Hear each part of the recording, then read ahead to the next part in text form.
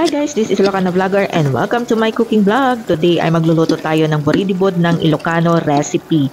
So may iba't ibang klase ng boridibod ng Ilocano. So for today ay magluluto tayo ng boridibod na ginigisa yung sahog. So ang isasahog natin ay karne ng baboy. So meron naman boridibod ng Ilocano na magpapakulo ka lang ng tubig at ang sahog ay isda, bangus or kahit na anong klase ng isda. Ngayon naman ay magigisa tayo ng karne with kamatis. Yan po yung isang klase ng luto ng boridibod recipe ng Ilocano. So the last time na nagluto po ako ay yung nagpakulo ako ng tubig at ang sahog naman ay bangus. Pwede nyo pong balikan at panoorin po ulit. Okay, so tapos na tayo sa paggigisa. Nagisa na natin ang karne ng baboy. So ilagay naman natin itong kamatis. So iluluto lang natin mabuti itong kamatis. Ayan, so halo-haloin lang po natin mabuti hanggang sa maluto yung kamatis at pagkatas ilagay na natin itong kamote. Isa lang natin at pagkatas ilagay na din natin itong patani. At pagkatapos ay maglagay na din tayo ng 2 baso ng tubig.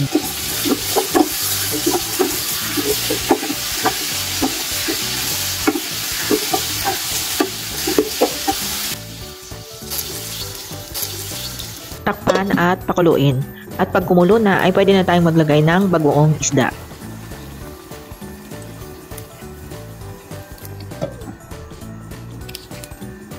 Maglagay lang tayo ng kaunting seasoning granules.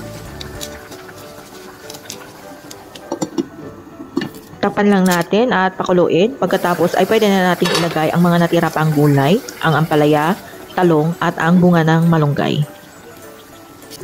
Idagdag na din natin ang siling haba. Ayan, so the last time na nagluto po ako ng isang boridibod, ibang klase ng boridibod ay nilagyan ko siya ng dahon ng malunggay.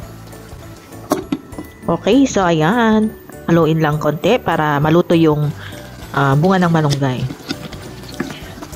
Ayan, a minute, ay luto na yung ating boridibod.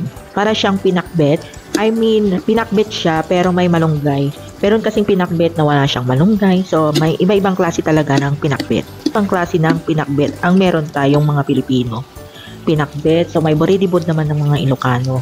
Yung ibang pinakbet naman ay pinakbet ng Tagalog. Pakbet Tagalog yung tawag nila. So, ayan. Ready to serve na ang ating boridibod Ilocano recipe. Ayan. Yummy, yummy. Ihanda na ang isang kalderong kanin at kakain na tayo. So, thanks for watching guys. Ingat po palagi and God bless us all. Salamat po sa suporta nyo. Bye-bye!